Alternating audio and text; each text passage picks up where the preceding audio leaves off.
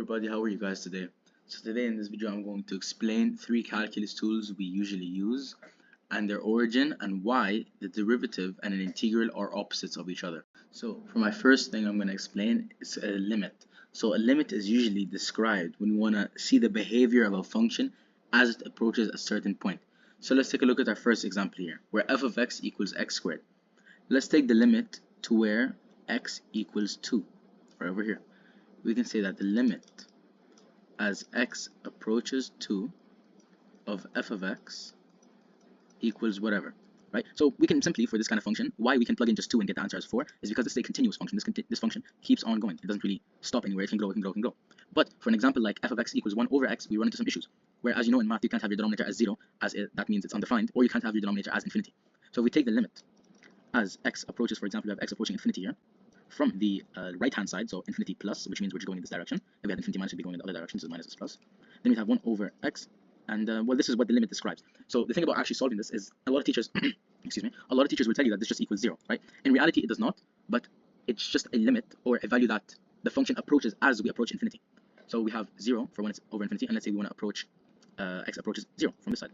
So you have the limit as x approaches 0 from the, I guess you could say the left hand side, so 0 minus, which is 1 over 0, and a lot of teachers will tell you just memorize this as infinity, but it's not actually. It's just describing its behavior as it gets to that point. On to my second point is, what is a derivative? Everyone will just tell you, well, okay, it's the slope of a line, it's the slope of a function, sorry. And if I were to ask anyone, they tell me simply f prime of x over here equals to 2x, right? But what's the logic behind just memorizing this step, how it goes from here to here? Where does it actually happen? So I'm going to show you how a derivative actually works. So we all know that the slope of a regular line, let's say we have a line, just the function is equal to x. We all know the slope, that is y2 minus y1 over x2 minus x1. Just keep this in mind. This equals the slope, which is m. Let's take 2 points on our graph. F equals x squared. Take my first point over here, my second point over here. I'm going to call this point x, and I'm going to call this point whatever, a. Call it x and a. Why not? This one will produce the value of f of x, and this one will provide the value of f of x plus a. No, it will provide the value f of a. Yes. Proceed. Now, we know that the slope between these two is just this minus this over this minus this. Ain't that right? I just talked about it right here.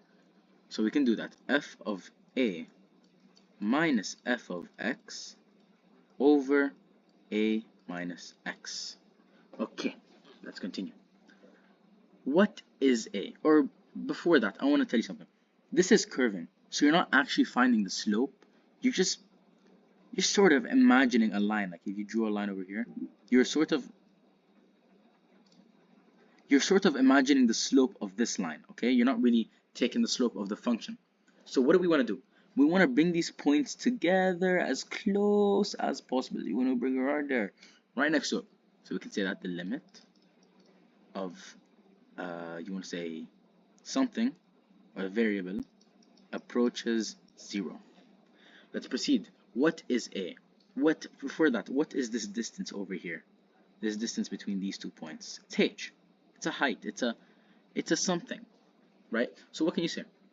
You can say that the limit as h, I'll show you why now, h approaches 0 of f of x plus h minus f of x over, what would you say a is? A is x plus h minus x. So these two go away with each other, and they're gone. And we have this standardized formula for the derivative. So let's try it out. Let's try x squared as an example. We have f of x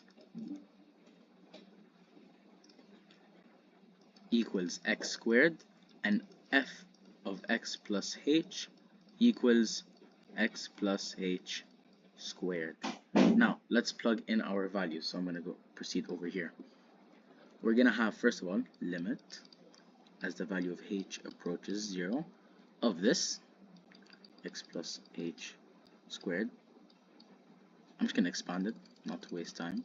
It's going to be x squared plus 2hx plus h squared, which is just the value of this, minus x squared all over h. Boom. Now what can we see? We can see this goes with this. And you can see we can cancel this, this, and this. So what are we left with? We are left with, if I set it equal, for example, you can have 2x plus h. And we said that the limit is h approaching 0. So in reality, what's our slope? 2x. And that is the derivative of x squared. That is the proof for a derivative. So my third thing I want to talk about is what is an integral. So we know that it gives you the area under a graph, but why does it give you the area on the graph? Like, you got to think about it. Why does it do that? So a brilliant man once said, not once said, I'm lying. A brilliant man once said, well, he didn't say he didn't say anything.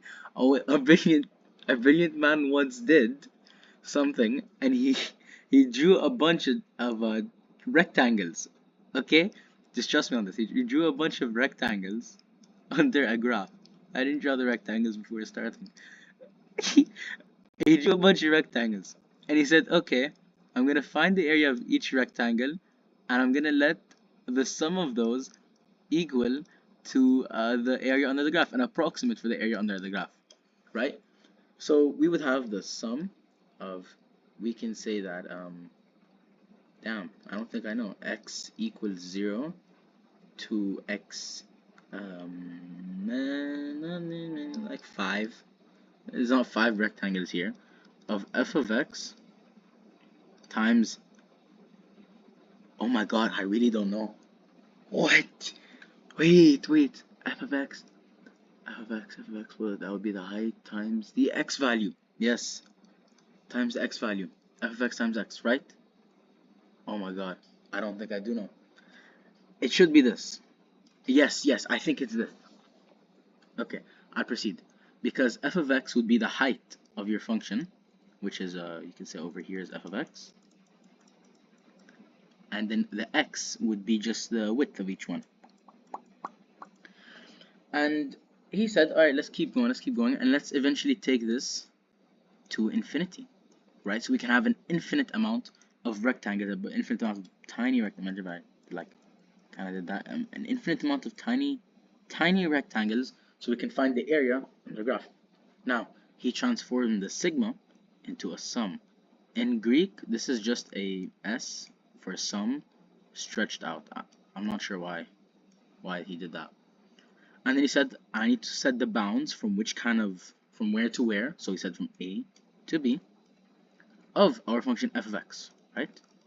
But what happens when you take the limit, as something approaches 0 for x, right? Since you, infinity, right? Because there's a lot of x's, because you're adding a lot of triangles. What happens? You write it as dx. Now everyone knows dx. No one knows how dx.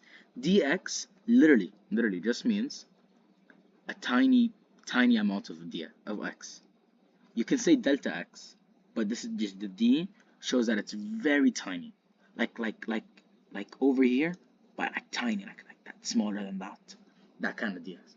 So this is what an integral is, right? It's summing up the area under a graph, the area of rectangles under a graph. Now, I want to talk about something very interesting.